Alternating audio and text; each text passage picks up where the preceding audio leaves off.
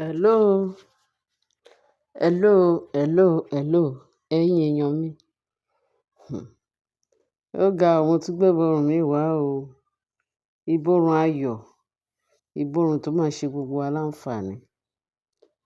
Ẹ jẹ́ mọ̀ pé gbogbo àwọn tó ń sá kolobá, tó ń sá ẹ́tàskátà, tó ń ṣe gbogbo ẹ̀, wọn ò fẹ́ kí Naomi, wọn ò fẹ́ láàfin, wọn ò fẹ́ láàfin. Ẹ kàn ń dára yín láàmú. Ìgbádùn, ẹ yìí wá níbi tẹ́ ti ń sá kiri, tẹ́ ń sáré kiri pé olórí Queen Naomi. Ó kàn ń gbádùn ṣáá ni. Mo sọ fún wa nígbà kan pé ó tán. Ẹ̀yin ibi tẹ́ ti ń sá kolobá, gbogbo ojú gbogbo yín ti gbẹ tán. Tẹ́ bá rí ojú, tẹ́ bá wo ojú Mariam, gbogbo ẹ̀kẹ́ ẹ̀ ti papọ̀. Tẹ́ bá tún wo ojú Tọ́pẹ́, àgàgà. Ìyẹn náà, gbogbo egungun ẹ̀rẹ̀kẹ́ ti jáde. Káyé máa jù. Ká má ì tí sọ t'Ashley. Ṣé ẹ mọ̀ pé téèyàn bá wà tí ó ní nǹkan kan tó ń bọ́gun ẹ̀ lọ́kàn,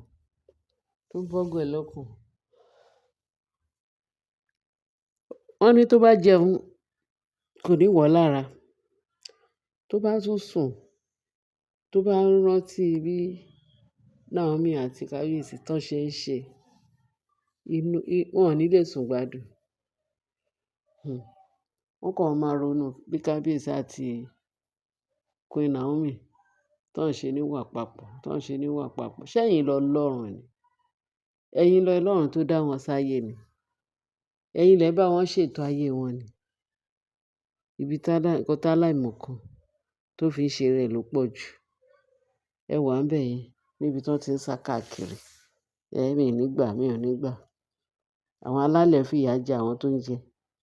Àwọn kí ló yẹ Kábíyèsí àti Naomi ní físíkà. Wọn ò jẹ́ kán gbádùn because wọ́n ní ọ̀rọ̀ ọlọ́rọ̀ ní ṣinṣin máa ń kú sí. Àbí eṣinṣin àti obì. Ìdí ọ̀rọ̀ ọlọ́rọ̀, ibẹ̀ ni wọ́n máa ń kú sí. Eṣinṣin àti obì. Bẹ́ẹ̀ ni. Wọ́n wà ńbẹ̀ tán ń sá kolobá. Wọn ò ní gbà. Wọn ò ní gbà ní Kábíyèsí lọ ra mansion fún Naomi ní Abuja. Tó ti ra ilé káàkiri fún Naomi nídìí pé wọn ò ní gbà, tó ń forúkọ Naomi ṣe nǹkan gidi. Ẹ dẹ̀ jókòó sí palace ẹ ní ẹ̀ ní gbà. Ṣé palace nìkan láyé wà ni? Tí Naomi bá tiẹ̀ wá sí, tí ò tún wá ní next year, ẹ jókòó síbẹ̀, ìyà kàn ń jẹ gbogbo yín.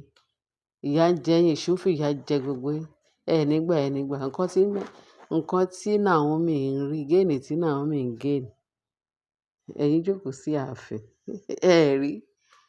Ẹ rí wọn kọ́tẹ̀. Ìlàjọ gan ẹ rí kankan nú ẹ̀. Ẹ ní gbà. Ẹ rí pé ẹ̀ ń fool ara yín. Ẹ̀yin tẹ́ fi ilé yín sílẹ̀, tẹ́ fọ̀nà yín sílẹ̀. Tẹ́ wá ń bá wọn ní nǹkan dùn nǹkan ẹ̀. Wọ́n máa gbé nǹkan gbẹ̀yìn yín now. Ṣé ẹ feel pé wọ́n máa sòótọ́ fún yín? Wọn ò lè sọ nǹkan kan. Wọn ò tiẹ̀ lè wá. Wọ́n ìgbà tán ti mọ àṣírí yín, tán ti mọ inú yín pé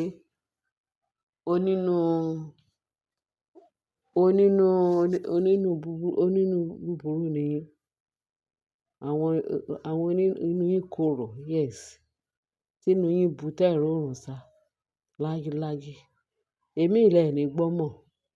Ṣé Kábíyèsí ó máa ní nǹkan tó wà very important? A wá ní Mariam ló fẹ́ bá sọ, àbí Ashley, àbí Tobi, àbí Ronke, àbí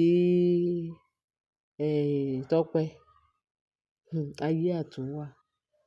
Nǹkan tó yẹ kí gbogbo yín kẹ́ fi gbogbo ara burúkú balẹ̀. Kẹ́ ẹ ní sùúrù. Kẹ́ ẹ bẹ̀rẹ̀ sí ní wá ojú rere Ọlọ́run àti ojú rere Kábíyèsí. Ṣé ẹ wáyé wá jẹ ìyà ni? Àbí ẹ wáyé wá ẹ wáyé wá lùzù kan ni, ẹ lùzù pátápátá níbi tẹ́ ti ń jowú Naomi. Naomi ń gbádùn káàkiri.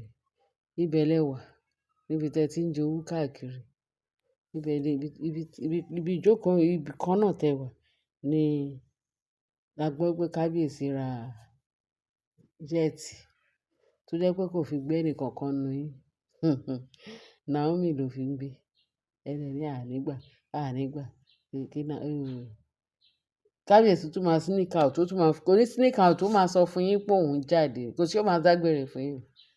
Bí kábíyèsí ṣe ń jáde, ó lọ fi fine live ẹ̀ pẹ̀lú Naomi. Ó tàn àbùkù. Gbogbo nǹkan tí kábíyèsí àti Naomi ṣe. Mélòó lẹ ẹ ní mọ anything. Ẹ wo ibi tí wọ́n tún lọ ní ọ̀dọ̀ Ẹlẹ́gùṣì tó lọ ṣe party. Wọ́n dé bẹ̀. Ẹ wo irú ìyà tó jẹ wọ́n bẹ̀. Tọ́n ò lè wọlé. Tọ́n ò tí ẹ recognize wọn.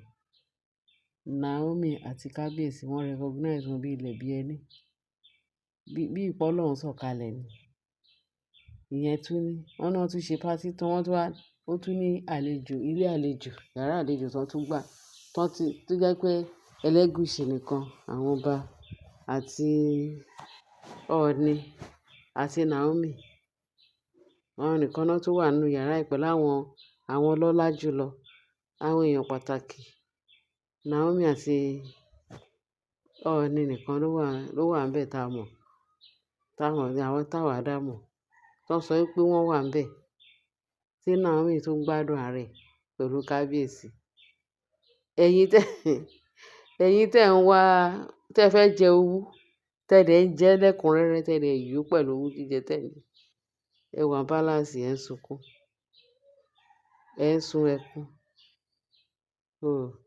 Wọ́n nígbà tọ́n tún dé láti palace yẹn, tọ́n tún dé láti party tọ́n lọ, wọ́n dé palace.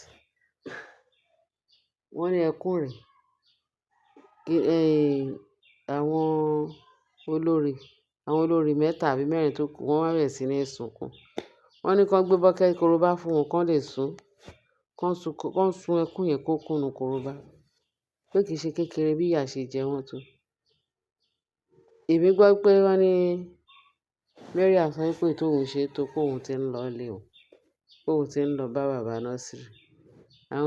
Ẹ gbọ́ nǹkan táwọn íńtánẹ́ẹ̀tì sọ. Ta gbọ́ nínú íńtánẹ́ẹ̀tì wọ́n ní àwọn comment section.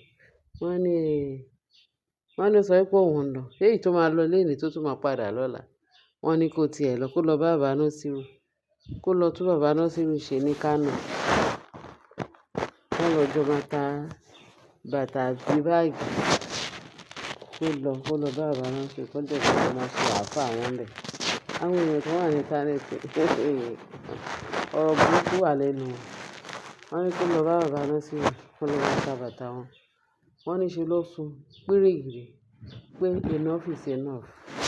Pé òun ti ṣetán láti kúrò ní ààfin láti lọ bá bàbá Násírù kóun lè bẹ̀rẹ̀ ilé ayé òun kóun lọ continue ilé ayé àwọn ṣe fẹ́ dá pẹ̀lú àwọn ọmọ ẹ̀ àti bàbá Násírù. Àwọn tó wà ní íńtánẹ́ẹ̀tì ní kí ni kó tiẹ̀ lọ láti ẹ̀ wò. Pé lílọ pé kò lè dùnyàn. Tó bá yá ní kán wá settle. Wọ́n ní kábíyèsí dẹ̀ ti sọ fún wọn pé òun máa settle pé òun dẹ̀ ti settle wọn. Kí ná ń wá?